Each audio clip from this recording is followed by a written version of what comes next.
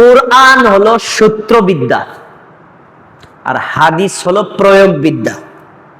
কোরআনে আল্লাহ কোনো কথা সংক্ষেপে ইঙ্গিতবহভাবে বলেছেন, আল্লাহ রাসূল ওই ইঙ্গিতবহ কথাটাকে বিশ্লেষণ আকারে বলেছেন।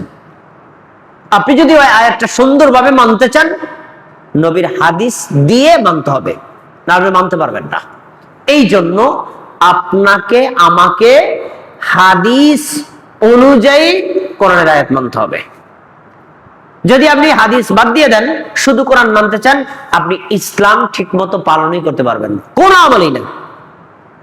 আসলে আমি কতগুলো উদাহরণ দেই, দেখেন। আল্লাহ তাআলা কোরআন মাজিদে গোসলের বর্ণনা দিয়েছেন, কিন্তু গোসল কিভাবে করতে হবে তার বিস্তারিত বর্ণনা কোরআনে নাই, আছে হাদিসে।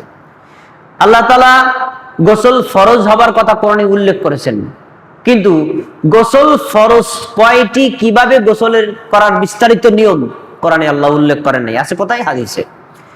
তায়াম্মুম করা, এটা আল্লাহ কোরআন মাজিদে উল্লেখ করছেন, কিন্তু তায়াম্মুম কিভাবে করবেন তার বিস্তারিত বর্ণনা কোরআনে নাই, আছে কোথায়? হাদিসে। এরপরে ওযু ফরজ হবার কথা আল্লাহ কোরআন মাজিদে উল্লেখ করেছেন, ওযুর বিস্তারিত নিয়ম কোরআনে নাই, আছে কোথায়? হাদিসে। তারপরে আযানের নিয়ম কোরআনে নাই, আছে কোথায়? হাদিসে।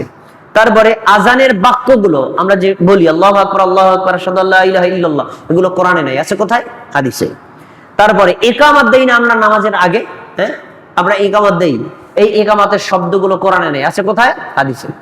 এরপরে আমরা যে ফরজ সালাত আদায় করি, ফরজ সালাতের যে বিস্তারিত নিয়ম, ফজরে 2 রাকাত, আসরে জোহরে 4 রাকাত, আসরে 4 রাকাত, মাগরিবে 3 রাকাত, ইশায় 4 রাকাত, বেতেরে 3 রাকাত, এগুলো কোরআনে আছে নাই, আছে কোথায়? হাদিসে। এখন আমি যদি বলেন না আমি কোরআন মানবো হাদিস মানবো না, তাহলে নামাজই পড়তে পারবেন না। আর নামাজ না পড়লে কি মুসলমান থাকা যায়?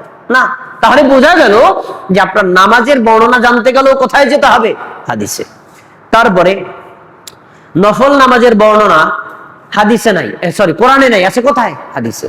কোরআনে ইঙ্গিতভাবে আছে। আল্লাহ কি বলছেন? ফাতাহাজ্জাত বিহি নাফিলাতাল লাকা আসা আইয়াবআসাকা মাকামান মাহমুদা। নবী তুমি তাহাজ্জুদের নামাজ পড়ো, আল্লাহ তোমাকে মাকামে মাহমুদে পৌঁছায় দিবেন। তাহাজ্জুদের নামাজ কত রাকাত? নাই। কিভাবে পড়বেন? নাই। রুকু কয়টি? নাই। সিজদা কয়টি? নাই। এই বর্ণনা কোথায় আছে? হাদিসে। তাহলে আপনাকে নফল নামাজের বর্ণনা করা ইঙ্গিতভাবে আছে, বিস্তারিত জানতে হবে, কোথায় যেতে হবে? হাদিসে।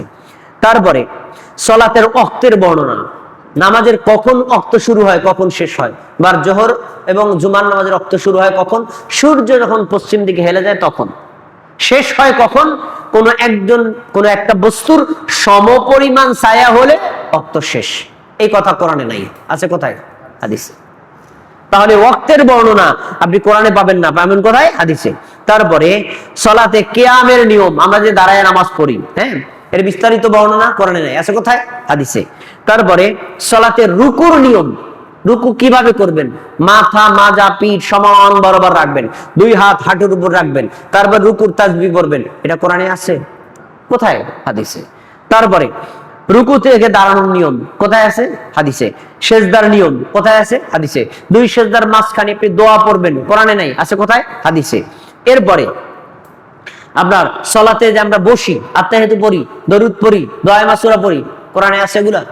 আত্তাহিয়াতু কোরআনে নাই, দরুদ কোরআনে নাই, দোয়া